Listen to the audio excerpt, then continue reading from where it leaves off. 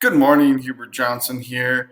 Got a little bit late start today, but we're going to focus today on the same things we're talking about: W-2 wages, how to calculate it, and we're going to go walk you through it. So stay with us, and we'll be right back after this break.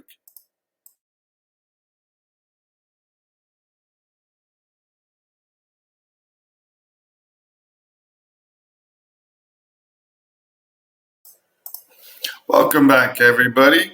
We got some interesting news to cover, but we're going to try to spend more time on the topic of the day. Um, and unfortunately, we've got some sad news to start. If you haven't heard about it, there was another school shooting, this time in Georgia. We don't know a whole lot, so yet we do know that the child that committed this, shot 4 people, killed 4 people, and injured 9 others. It's still very, very new, and they're figuring out what happened. Apparently, he was 14 years old at the time, and then his father claims that he didn't get the guns, one of his guns. So we'll figure out where the gun came from, how he's able to commit this shooting. But again, another tragic day um, for another school. It's just this trend is very, very disturbing. So keep in mind the families and victims here in Georgia. So next article, this is from Fox Business News.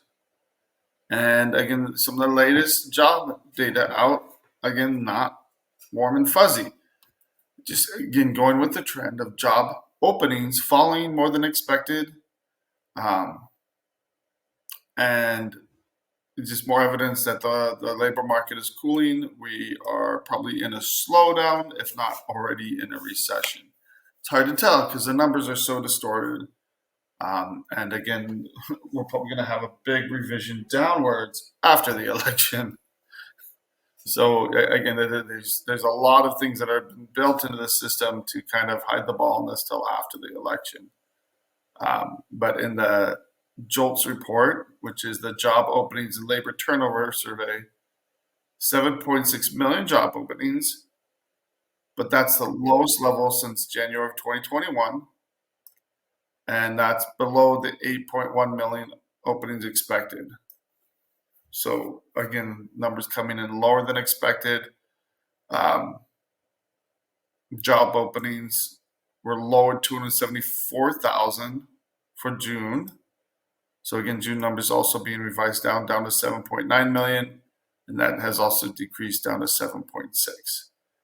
And the number of hires was also revised downward from 93,000 to 5.2 million for the month. So layoffs also went up. So that was revised upward, 62,000 to 1.6 million. Now, these numbers don't exactly seem to match the number of layoffs and the number of job openings, but it's where these numbers are tracking. That shows you the direction of the market. Again, additional information makes it even more likely that the Federal Reserve will cut rates this month. I think everybody thinks that they will. The question is, how much are they going to cut the rates versus not? So this is a great time, as mentioned yesterday. Refinances are up as the rate drops and continues to drop. It's going to be more and more attractive to refinance your home, especially if you purchased around 7-8% mortgage interest on your mortgage. Refinance is already up 94%. You might want to watch and see where it goes if it continues to drop, but there's going to be a lot of people refinancing and locking in lower rates that can help save you money in the long run. So that is the silver lining here. So let's see what happens and what the Fed does. Even though the Fed is cutting rates and claiming interest is going, or inflation is going down, I don't buy it. And so this is from the National Pulse. And I don't buy it at all because I see what's in the stores. So people talk about, oh, eggs have gone up a little bit. It used to be you could get eggs for 99 cents 2 years ago. Every now and then they would have deals where you could buy it, crept up from 99 cents a dozen to $1.27, something like that. It's now over $2 for a dozen eggs. The cheapest price, and my wife and I have been looking, was, I think it was $2.20 a dozen. And we even compared it to Costco, which actually increased their cost on eggs. It used to have, we used to always buy at Costco because for their 5 dozen, it was the cheapest price. Not so anymore.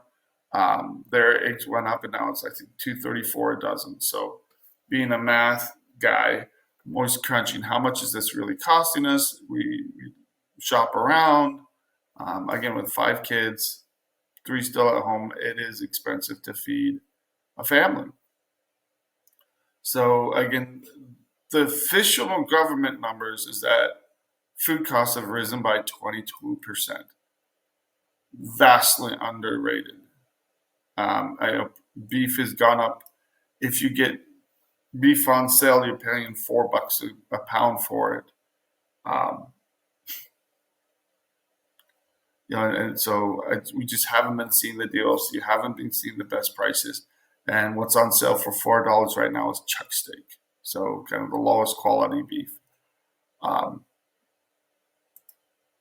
Not to mention across the board. So again, per the official government numbers, you've seen housing and transportation increase 20%, 27% for both of those. That's absolutely ridiculous. It's gone up way more than 27%. But these are based on the CPI numbers, the BLS numbers. And so it's been a huge issue. Sorry, the BLS cut the number of jobs added in the last year from April to March by, it was 818,000. So again, this is just a huge problem. And so this is another way, the food CPI of the last decade, food prices have gone up 30 and 51%. And it's hard when you look at the last decade. So if you look at since 2020, food prices, according to this, are 2020 up 22%, and home prices are up 27%. So again, you can see here in 2020 how quickly things have jumped. Again, we did have a general trajectory, but again, especially food away from home has jumped dramatically, and the curve has definitely gone up for food purchased for the home. These numbers are very low. These are not accurate. But it gives you an idea of the trend and where things have gone. But again, 22% when the price of most things has doubled. It's just, not everything's doubled, but a lot has doubled. So again, this is why people are struggling. This is why people are hurting when you go to the grocery store. What's the solution? I'm not sure. Kroger CEO just came out and he claimed that the prices would be lower and go down if the merger between Kroger and Albertsons would be granted. I don't know. I don't know if I agree with that. It might be true. At the same time, you're going away from more competition to more monopolistic practice here, and especially with their food. But the grocers are not making a killing here. They're not making a huge profit margin. They are scraping by. And you know what? I am not sharing this article.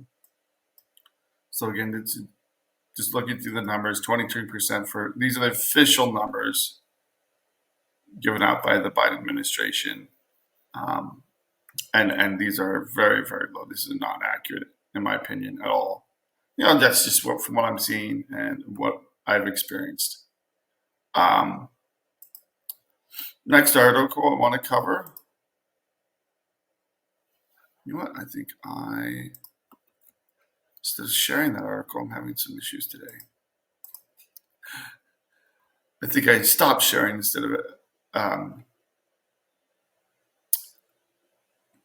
of sharing this article. So again, you have the 22% for food. Again, this is just straight from the Biden administration. This is where the details are highlighted. So if you have questions about this, again, this will be posted, but even the official numbers are not good. I think in reality, they're much worse. So this is from CNBC. Interesting article here. It kind of dives into the Harris tax plan. And Harris, it's interesting that Kamala Harris has been changing her tune on a host of issues, where she was absolutely against fracking before. Now she's for fracking on the border. She's even claimed that we need to secure the border recently, and flip-flopped on a lot of issues. Does she really mean it? Who knows? She has a different host of advisors, and so one of the changes here, and this is not going. Trump wants to cut the tax rate. She still wants to raise capital gains tax.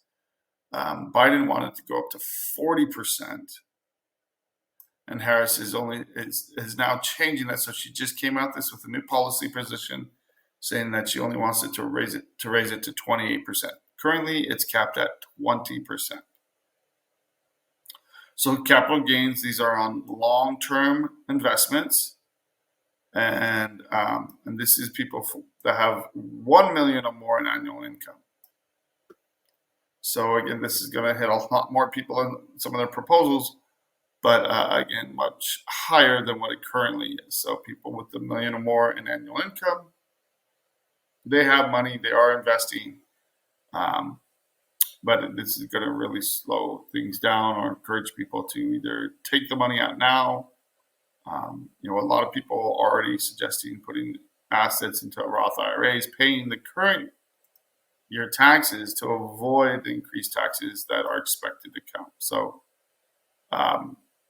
it's going to be interesting to see what happens here. And again, if we might see a huge pullback from the market, or people selling off assets, paying the taxes in this year, and then pouring the money in a Roth IRAs to avoid higher taxes, which means a short-term boon and a long-term loss for the government. And again, it's kind of silly that a lot of these ideas sound good, but in the long run, they could do more damage than good. We're coming up on another break, and we'll be right back after it.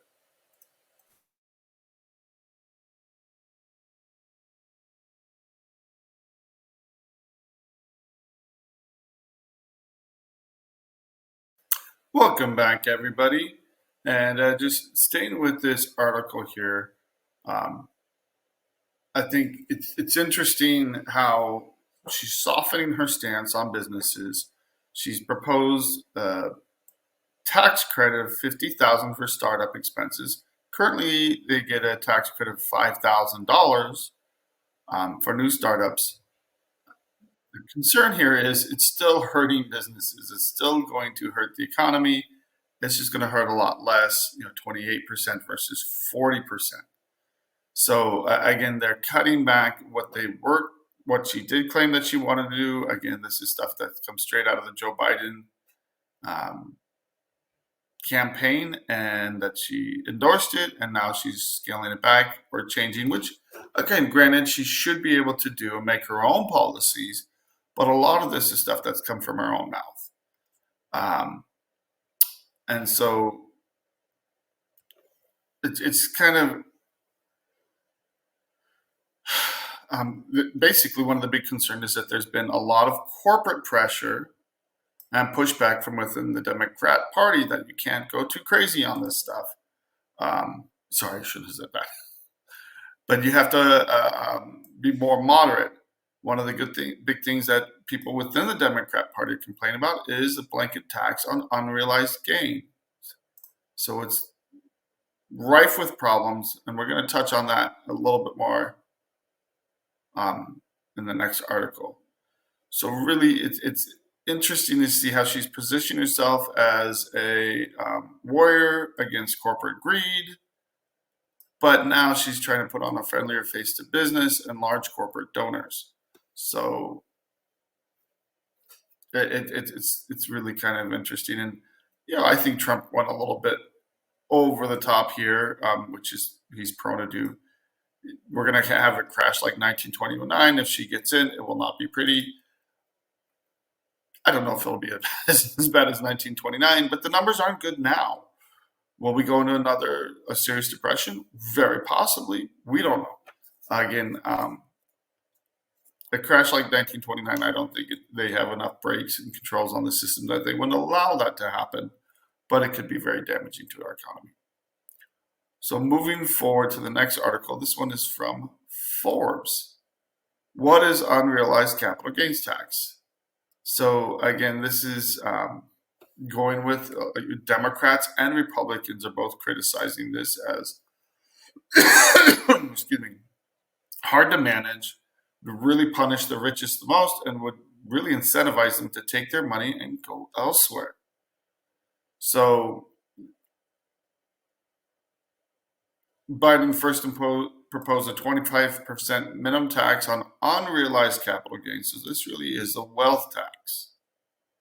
Any kind of investments, anything that's increased in value, they're going to tax at 25%, regardless of whether or not they actually have the money. So again, for the wealthiest people, it will force them to sell and dump a lot of stocks just to pay this huge new tax on them. And it's interesting that when you step back and look at it, how much is this? You're going to really hurt the wealthiest in America. But and it only applies currently it only applies when assets, real estate properties, shares in publicly traded companies and jewelry are sold at a profit and taxed at income. However, everything would have to be appreciated every single year, and they would get taxed on that. But currently, according to these proposals, if things go up, things go down. It's what the market does. If it goes up, they're going to get taxed on the high point. But when it goes back down, are they going to get a refund from the government? Most likely not. There's a lot of questions as to whether or not this is even constitutional. But it's going to be interesting. So this really only hits 9,850 Americans. But these are the investors. These are the builders. These are the people creating new companies and creating new wealth and jobs. So again, one of the things it mentions is that the impact will be felt by the average household. The average household net worth is $192,900, far below it. But these kinds of proposals definitely have a creep value to them, where small business owners, but more likely people that are investing in startup companies that explode and take off, are going to get hurt bad by this. So there's a lot of over the top talking about this, but I think this is a key fact here. So according to the Biden administration, throwing all this uncertainty in the market, going after the cost and expense of just taxing and making sure that they actually get these taxes, is only expected to generate $503 billion, not a year, but over 10 years. So that's $50 billion a year. For 10 years, on average. And normally it would be less in the short term and much more further down the road, as they believe the economy will continue to grow, and that's typically how they do it. So all of this and all the damage it could do to the economy for $50 billion a year is a classic example of where it can hurt the economy a lot more than it could ever help. So going after the rich, going after 25% of unrealized gains will still be just a drop in the bucket when it comes to the $6.9 trillion that we're spending this year alone. So Congress sneezes sideways and spends $50 billion. It's like, okay. So again, these are some radical proposals. If it's expanded, which typically happens and has happened for every new tax, it could eventually hit a lot more of the middle class. a lot more wealthy people and do a lot more damage to the economy. So this is kind of a scary thing, and that's why people on the right and left are raising a lot of questions about it. And one of the points here is when Biden had both chambers of Congress from 21 to 23, he proposed this and it failed to pass. There's a lot of, it would be very difficult to enforce. It would lead to a lot of audits and a lot of transaction costs here. Again, create a very onerous process that would be very difficult to comply with. Even though it's popular because the average person say, hey, just tax the rich, sure. That's something a lot of people can easily say, hey, let's go do that. But it's easier said than done, and there's a lot of issues with these proposals. So last article, and again, part of this is to understand where is the Harris campaign. They've changed course on a lot of different topics. And if they were making a clean break from Biden, okay, I think she should have the right to do so. But a lot of this is based, I mean, when she ran to the left of Biden when she ran in 2020 as a candidate for president, her language and what she's advocated ever since then has been usually to the left of Biden, and now she's painting herself as a moderate. So again, another change in position, and this is something that has been mentioned. His campaign is saying that she does not support an EV mandate anymore. But when she, again, the whole plan, and Harris pledged that all new medium and heavy duty vehicles would be zero emission by 2030, and then a phase out of all gas powered vehicles by 2035. So then time as the Senate, she sponsored a bill that would phase out all gas vehicles by all passenger vehicles by 2040. But again, it's pushed for closer deadlines. And so, again, as part of this, they're pushing, are you still standing by these? This is what is being currently pushed by the Biden administration, or has your position changed? Apparently, the position has changed. She did not say this. Her campaign said this. But this is almost definitely going to come up in on the debate on September 10th. So again, she proposed 50% of all new passenger vehicles be zero emissions by 2030 and then 100% by 2035.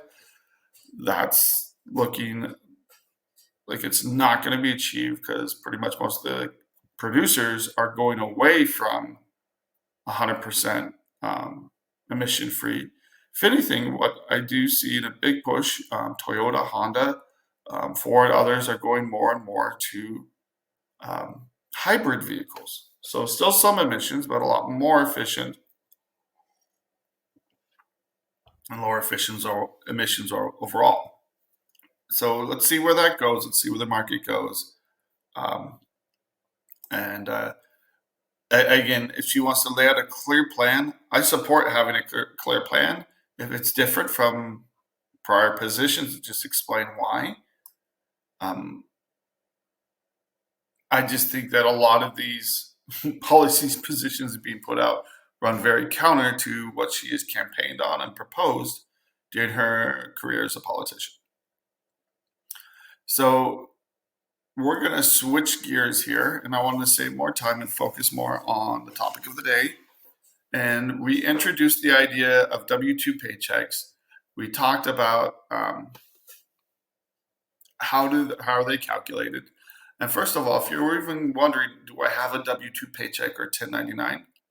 The key giveaway here is when you look at your paycheck, and it can be confusing, are Social Security and Medicare taxes taken out of your check? If they are, it's a W-2 paycheck. If they're not, it's a 1099, and you have to treat it accordingly. So that's the biggest takeaway. We can look at pay stubs and tell right away what kind of check it is, how are you getting paid, and that determines, whether or not you have to pay most of your taxes on your own, especially Social Security and Medicare, or if someone's doing it for you and managing that for you. 1099 is falling further and further into disfavor with the IRS and with the government as they crack down. Many states have cracked down on independent contractors. It's hurt a lot of people, a lot of independent gig workers, people that prefer to work on their own. But again, that's not the focus of today. We're going to be focusing on how to calculate these. And so to break it down, I'm going to go ahead and share something that I prepared. So it's a whiteboard, and we're just going to walk through the numbers. And so if this looks intimidating, we're gonna walk through it and explain it all. So you have to remember, number one thing, is there Social Security and Medicare being taken out of your check? If so, it's a W-2 paycheck.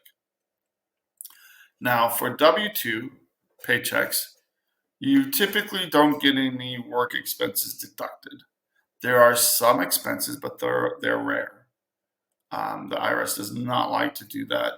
But if there are certain things that you have to purchase for work, for example, uniforms for police officers, but these have to be required for the job, and you have to argue for it. It's not a given. But if you have a W-2 paycheck, the number one question is, how often are you paid?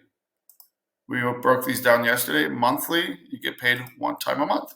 That's it. Most people, it's pretty easy. If you get paid monthly, most people understand that.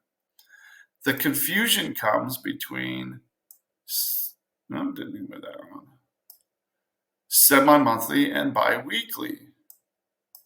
So semi-monthly is you get paid twice a month on the same day of the month every year. For example, the 5th and the 20th. Bi-weekly is you get paid every other Friday or every other Thursday. So you get paid on the same day of the week every other week, and that never changes. And what's the difference between this? And this changes how the IRS looks at it. So if you're paid monthly, you're getting paid one time a month. Actually, I think I need to adjust this now. And there we go. If you pay monthly, you get paid one time a month. And so if we're saying of a monthly paycheck around $5,000, if that's what you bring in, you get paid once a month, your paycheck will be the total amount, $5,000. If you're paid semi-monthly, you just cut that in half, $2,500. So this is a multiplier. This is what your paycheck would look like. So if you're getting $2,500 multiplied by 2, monthly pay is $5,000. If you get paid bi-weekly, this is the difference here. And that's not a huge difference, but it can make or break cases. So every now and then, your paycheck in a month, and that's what the IRS is trying to capture here. So they use a 2.17 multiplier, and these are their numbers. This is how they're going to do it.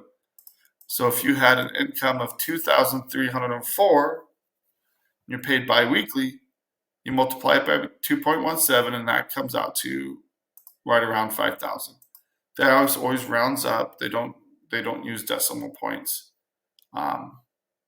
So when you're crunching these numbers, just round it to the nearest dollar. And if you get paid weekly, every Friday, every Thursday, whatever your weekly pay is, most people understand, oh, I get paid every week, okay.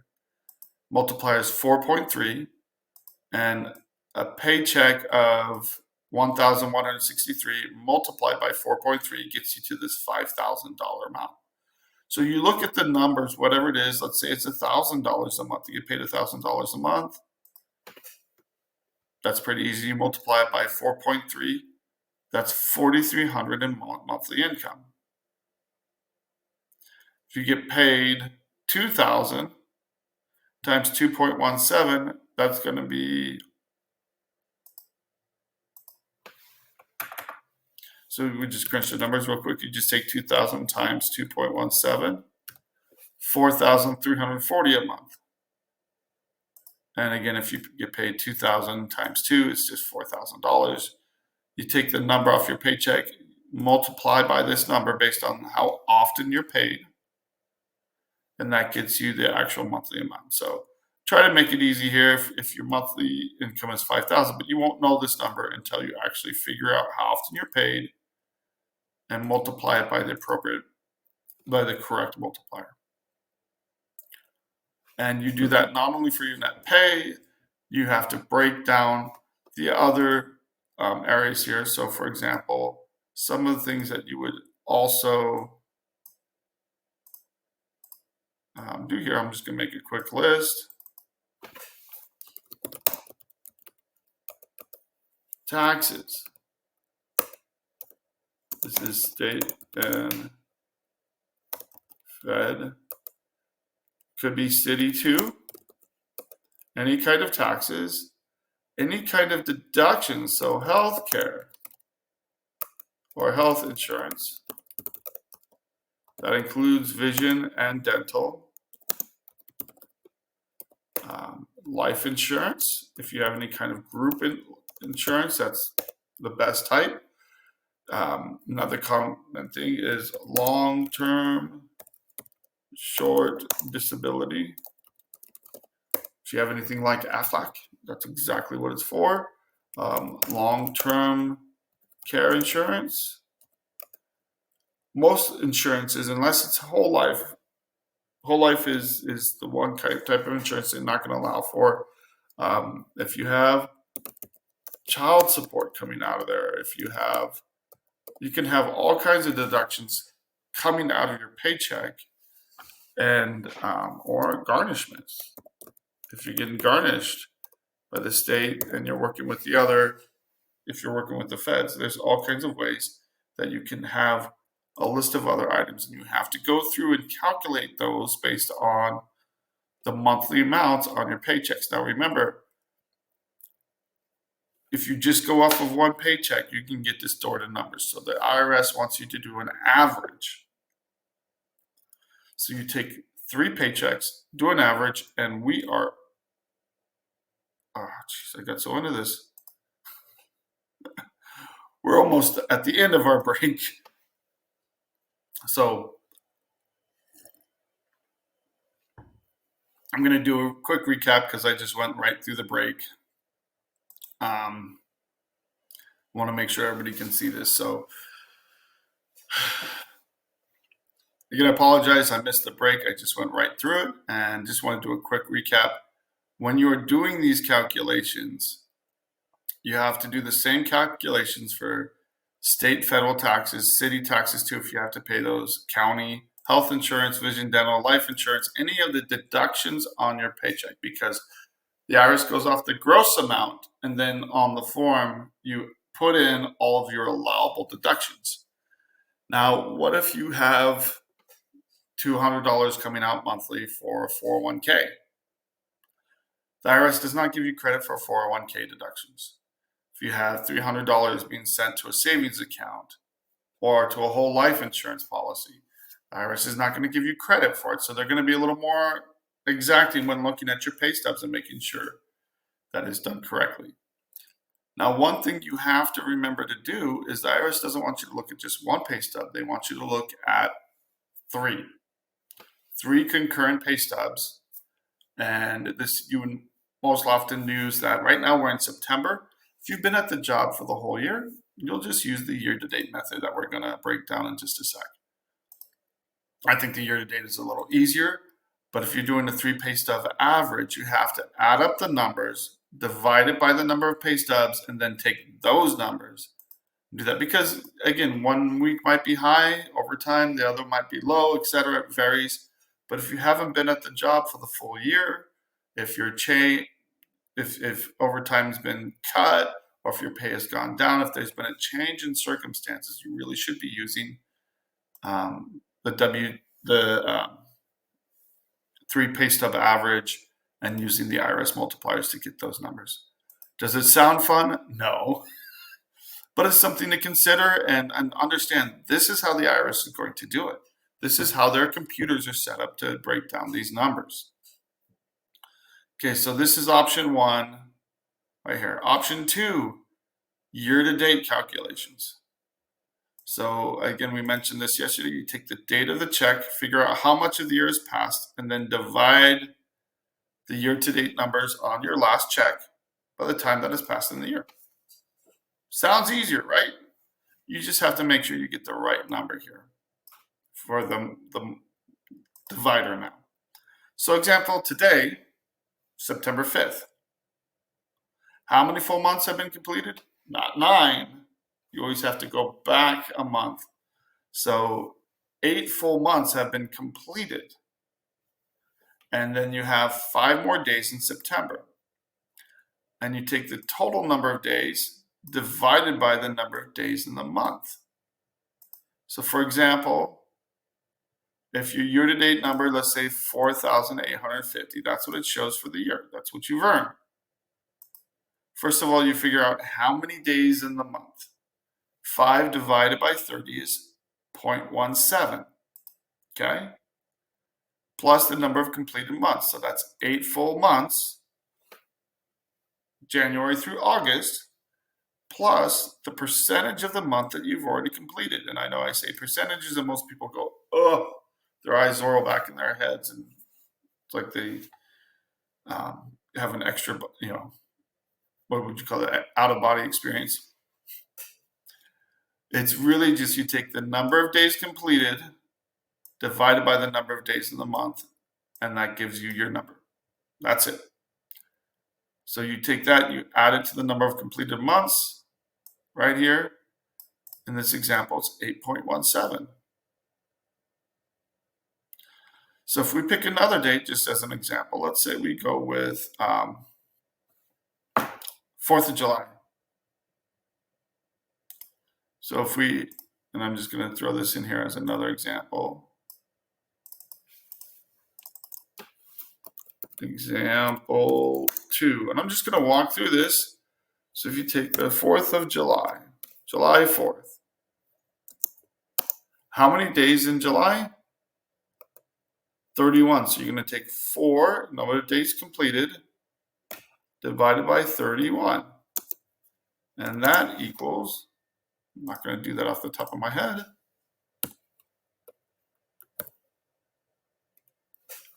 That is 13%, rounded slightly up. So that's 13% plus number of months completed in July. How many months are completed? July just started. So most people would put 7. It's incorrect. Plus 6. So there's 6 completed months. So you take the 0.13 plus the 6 full completed months, gives you 6.13 is your year-to-date divider. So that's how you would do that. It gets a little confusing, but once you just have to figure out how many completed months have passed, how much of the month have we completed at this point. So if it's July 21st, you take 21 divided by 31. That gives you the percentage of the month that's completed. And that's how you would calculate the year-to-date numbers, and that's how the IRS is going to do it. Now again, once you have your divider, you take the year-to-date numbers for taxes, health insurance, vision and dental, life insurance, short-term, long-term disability, long-term care insurance, whatever is on your paycheck, you go through and you multiply it by 6.13 to get the monthly numbers. The IRS wants everything put into monthly numbers. So once you get those monthly numbers, this is how, again, this is so important because income usually almost always controls. It is the biggest one number in most people's analysis because most people only have 1 or 2 sources of income. And whatever's your main source of income really can determine if you qualify for an offer or if you qualify for a hardship status or if you qualify for an installment agreement. A few $100s change here and there can have a big swing in what the actual result is. So make sure you're calculating it correctly. And that's one of the reasons I'm hammering down on this. So when you're doing year-to-date numbers, um, I'm going to talk quickly about the states. The states make it easier. You have to go through the same process. So if you're doing a 3 pay stub average, and let me go ahead and throw in some text here. This is all for 3 pay stub average. So you have to take 3 pay stubs, add them together, and then divide by 3. That's where the multipliers come in. So you want to do that at the beginning of the year. You want to do that for if it's a new job that you haven't worked at the whole year, or if there's been a change in how much you're earning, so your income has gone down, there's less overtime, or if there's more overtime. If the situation is not consistent throughout the year, they want you to do the 3 pay stub average. The further you get towards the end of the year, the more likely the IRS is going to say, hey, let's use the year to date. So right now in September, they're going to prefer year to date. Really after April, May, they're going to want to prefer the year to date numbers because it just covers so much more information. Any anomalies in the beginning of the year have normally worked themselves out by the 4th, 5th month of the year. So again, if you're not sure what method to use, how to do that, give us a call. Now, we're going to introduce and talk about something else, 1099s. 1099s, essentially, you do the same method here if you're paid on a regular basis, but you typically don't have all of this. So you've got to figure the taxes. Sometimes you might have health insurance and other things taken out of a 1099 check. Not often. But one thing you get to deduct on 1099 pay is any business expenses that you have. So any business expenses that you pay out of pocket for example, if you're a writer and you have to pay for subscriptions, or if you're a professional and get paid a 1099 wage and you have to pay for a yearly subscriptions or for license fees. Classic example, as a realtor, they're usually not 1099, but they have a lot of costs that they incur in being a realtor. Marketing costs, gas costs, gifts that keep people front of center mind. There's a lot that goes with being a realtor and can go with being a realtor. So, pardon me, you've got to be very mindful of how that works. So, with the 1099 paycheck, I'm sorry, I got off track. With states, most states go off of net pay. So it's very important to compare net versus gross pay. Gross pay is they take the total number on your check, the highest number there, and that's the income that they want. Net pay is what's left over after all the deductions. So it's really is what is your take home, what actually gets deposited in your account. And most states go off of the net amount, which means you can't claim all this stuff if it's already deducted from your paycheck. Which means when you talk to a tax professional and you're going through this, you have to be very careful. If you're talking net pay, that you don't claim the health insurance cost after it's already been taken out of your net pay. So that can give you very inaccurate numbers when you're talking to someone and kind of going through the numbers. So we're very careful not to double count expenses. So again, when you're dealing with net pay, usually with the states, gross pay with the federal government, and that's what they're going to look at as far as your taxes. You start off with your gross pay, and then they give you deductions from that. That's how the federal government works. So 1099 employees, it's very easy for the government to see the income. There's usually no taxes withheld, and so you have to pay estimated tax payments. That gets into you have expenses that go with that as well. And we're going to kind of break things down real quick and do a new page here. So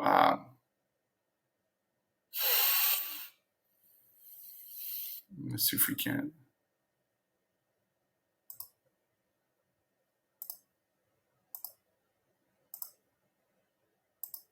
See if we can't just get a new page here. Nah, it's not working well. So I'm just going to step away from this. If you are self-employed and you have 1099, if you have 1099 income, to get the gross amount or the net amount, you go through the same methods to determine bi-weekly, weekly pay, etc., to get an idea of what's coming in. But then you get to do what's called a profit and loss statement. Now, people hear this, their eyes glaze over. They have that same out-of-body experience. Oh my goodness, what is he talking about? A profit and loss statement is much easier than you might think. If you look at a complicated profit and loss, again, people's eyes rolls over. What is this? I don't understand this. And if you haven't been trained, it can be much more complicated to look at a profit and loss. But it really consists of just a few simple things. And when you explain it like this, it makes a lot more sense. More and more people go to bookkeepers, or they can use online sources to get their profit and loss put together. But it doesn't need to be put together. So the number one thing that people miss is time. So with your pay stubs, very first thing the IRS wants you to do is take an average or take the year to date and figure out, put it into a monthly category. This is what their average is monthly. With the IRS financials, whether it's an offer in compromise, installment agreement, they're always breaking the numbers down to monthly amounts. So everything's based on what you earn for a month. If you're self-employed, let's take the realtor example. You might not have anything for 2 to 3 months, and then boom, here's a big sale. Then you might go another month or so without a sale and then have 2 big sales.